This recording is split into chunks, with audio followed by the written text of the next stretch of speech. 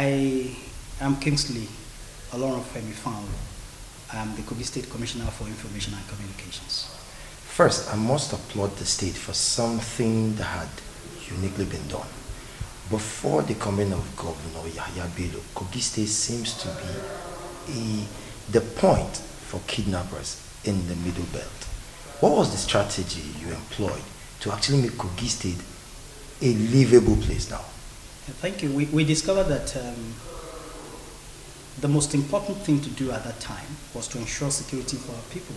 Because without security, you cannot have investors come into your state, they cannot grow your economy, farmers will not be able to go to the farms, and it became a very serious issue. It became the kidnap capital of Nigeria before the advent of the present administration.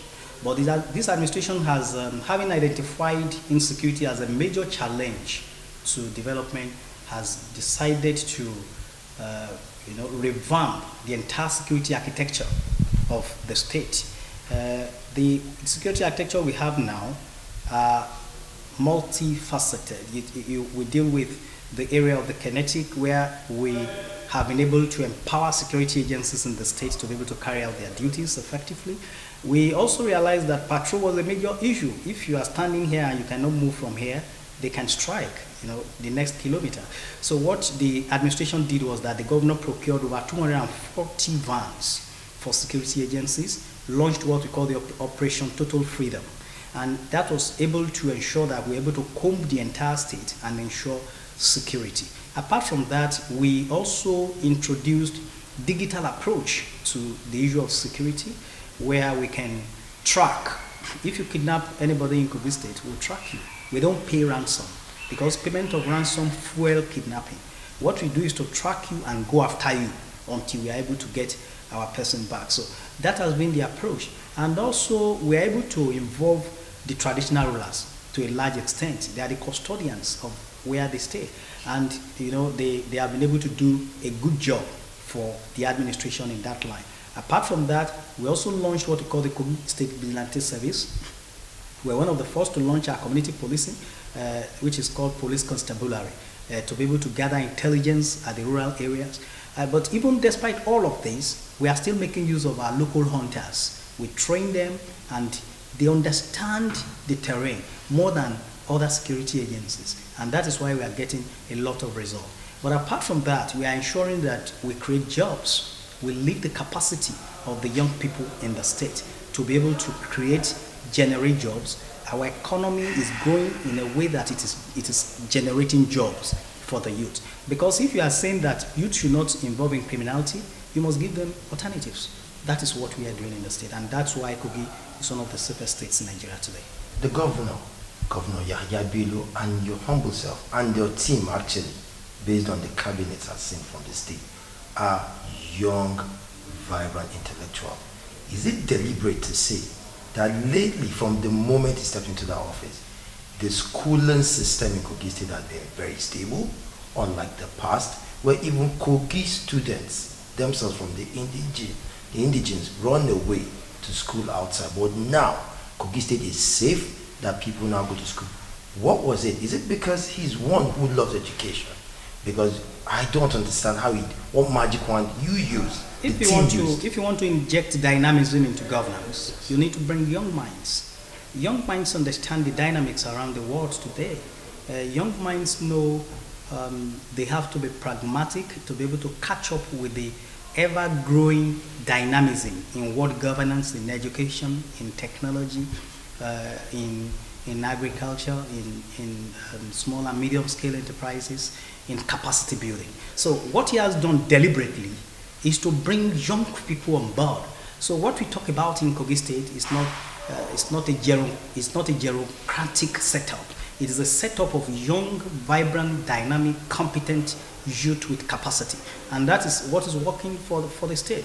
In governance, there is something you call presence. Your presence is needed. Your presence makes a lot of change in your impact when you are in government. You must be able to move from point A to point B without stress. And when you put young people there, they are bubbling with ideas. They want to put the ideas on the table and practicalize it and make it work. And that is working extraordinarily well in Kogi State. Number one on our thematic areas and administration is education.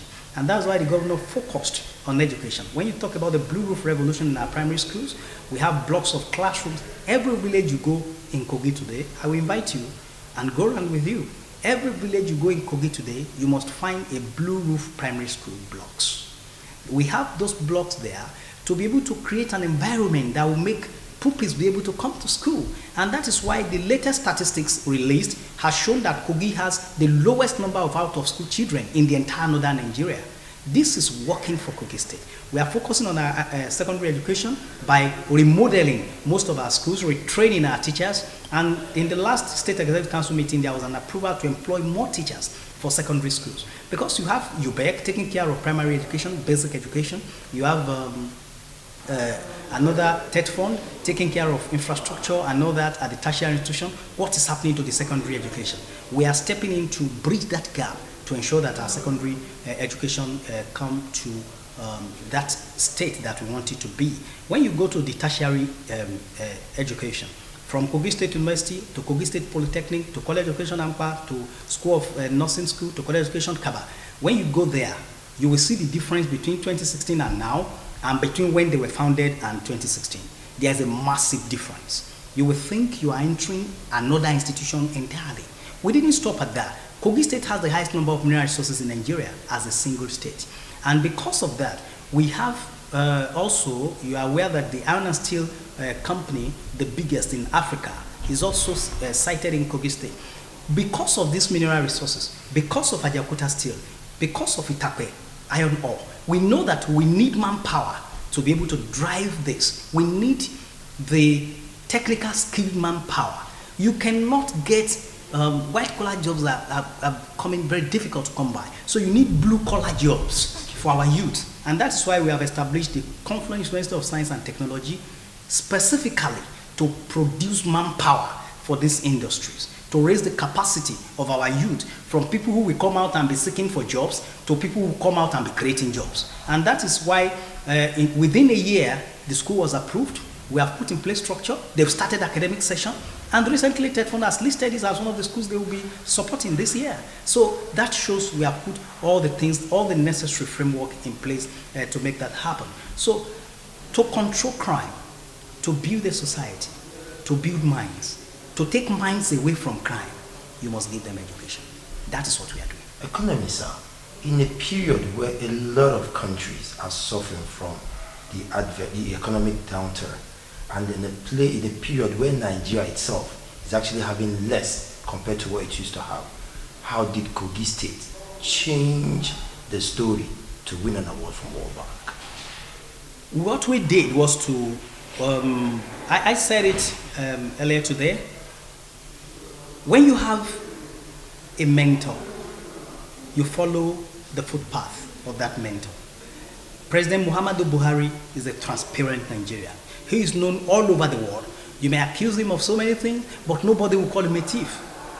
So, Governor Yahaya Bello is the political son to Muhammadu Buhari. So, because he wants to be able to resonate that Buharism in him, that was why he has been able to live to his upbringing from youth. He was brought up by his mother, by his late mother, who taught him societal values. So he cherishes truth, faithfulness, honesty, and transparency. He has brought that, he took that to his businesses, and the businesses flourished. He has brought that into governance. He's a very transparent person. I've worked with him now for close to 6 years, and I know that the only thing he will frown out is fraud. He's a very open person to everybody. He's a unifier. He's a brick builder. But one thing he will not tolerate is fraud. So he built mechanism within the system to be able to check fraud and corruption. And that is why those things, when World Bank come to the state to see those things themselves, they will go back and rate the state as the best. So that's why we are winning those awards. Being one of the pride of the youth, like I said before, Governor Yahaya Bello is one that a lot of youths are behind, and they've been saying they want him to be the next president. We know it's too early, But it is not far-fetched with all that you've reeled out that are evident in the state. And again, your office is where this question is going to. How have you been able to manage the information? Because usually what we get from states are never good feedbacks. There's always a disconnect between the government of that state and the public. But your state have had relative, if not excellent relationship. How have you as a Commissioner of Information, what are those principles that have guided your office to manage the information from Kogi State so the world can see it transparently? Thank you very much. I have the backing of the governor. That's one of my biggest strengths. When you have the backing of the chief executive, you'll be able to achieve things that others would find difficult. I have his backing. When it comes to information dissemination, he will go all out to make sure it happens. He is a media-friendly governor, and he has given us all the required support to be able to inform our people. The benefit of properly informing the people is to carry them along. People must be able to support your policies, your programs, and your activities. They must be able to see it as their own. And until they understand it, they will never see it as their own. And how do they understand it? It is when you inform them. It is when you explain it to them. So the policy of the Yahaya Bello administration is such that you talk to the people, not talk at the people. And it is not just about talking to the people, it is also about hearing from the people. So immediately we came into office, we make sure that we're able to reposition our information infrastructure in the state. For instance, graphic newspaper, the aesthetics changed. We now have e-graphics. We have graphics online. We have graphics online television. We have been able to do this so that people can follow us. On our radio, we have been able to start what we call the State of Kogi. Is a radio interactive program. We go on air, we talk to our people, they call in and ask questions uncensored. So you must be able to ask your government questions. We must not choose the question we want to answer. We must be ready to answer every question. Because when you want to serve the people and you come out to serve the people, you must be accountable to them. So this feedback is helping the government. But we are about to break the jinx in this September. We are launching a massive online platform that we call the Kogi Open Governance and Accountability System. KOGAS is such that the citizens will take ownership of government completely. You will come there, you see the column of the Commissioner for Environment. You will click on that and say, Honorable Commissioner, I can see filth at Ganaja Junction. What is your ministry doing to pack these things away? They are dangerous to our health. And the Commissioner must respond within 24 hours. That is what we are bringing on board. We are going to be the first in the nation to launch that. It is massive, and we'll be inviting you to come and be a part of it. And lastly, sir, earlier there was an allegation against. What I will say first is I commend the first step, which is a bank was mentioned, Kogi State wrote to the bank, and a response was made, and you showed to the press. What is that word you will be sending to those detractors, so to speak? Because from the earlier press conference, it seemed it is a smear campaign. Because what you said is there were prior speculations that you owned an account, you had a fixed account, and so what.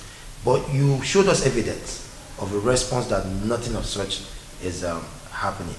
Please, in just your last words, what is the advice to those who are trying or targeting to smear Kogi State? You cannot stop a star from shining. Yahaya Bello is shining today because he has turned Kogi State to the health center of Nigeria. A reference hospital will be launched, will be commissioned by December this year, and I want to bet it with you, it is going to be the best in this country. Some of the facilities are already arriving. Advanced life support ambulances, a lot of facilities, they are already arriving. And what we are doing is that we have gone around the hospitals in Nigeria. What we find out is what is it that you don't have in this hospital?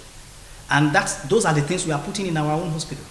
What has he done in road? He has done so much in road infrastructure, in agriculture, in youth empowerment, in women emancipation. So he's a rising star that they think they can stop. But it's going to be very difficult for them. They cannot stop the sun from rising. And they should not try to stop Alhaji Yahaya Bello. He has not said anything. But you could see that millions of Nigerians are already calling on him to come and be president. He's quiet about it. He's going to respond at the appropriate time. So instead of trying to launch all of this and embarrass the nation, they should rather concentrate on their job in their various states. What do you achieve by deceiving a court through the EFCC to say that we have a fixed deposit account? We want to steal 19 billion. When we have dispensed all of the money in 2019, where is the money? It's not everywhere. It's not. You can't find it anywhere. So they have deceived EFCC to deceive the court. So this is an embarrassment to the anti-corruption campaign of the present administration in the country. And that is why we have come out to say we are not afraid legally. We know we have not done anything. EFCC did not invite any of our officials. They did not write to us about it at all. And they went to court. So how do you do that kind of an investigation without hearing from me? If they had listened to us, if they had given us fair hearing, of course, we would have saved them this embarrassment that has come on them. So we know they have taken this to the public opinion court, and that is why we too have also come out to say this is not true. These are the evidences at our disposal. So I urge them to see Nigeria as a place that we must all fight to ensure we get it to a Nigeria of our dreams. All this pulling down of fantastic public figures like Alhaji Yahaya Bello must stop. We must continue to work for the progress of our nation, and we must not make a caricature of the fight against corruption. What is the goodwill message from Kogi State to the Nigerian people? We thank Nigerians for seeing what the governor has done in Kogi State. We thank Nigerians for calling on the governor to come and repeat it at the center. Nigerians will not be disappointed by him at the end of the day. That is the message of hope I have for Nigerians. Thank you.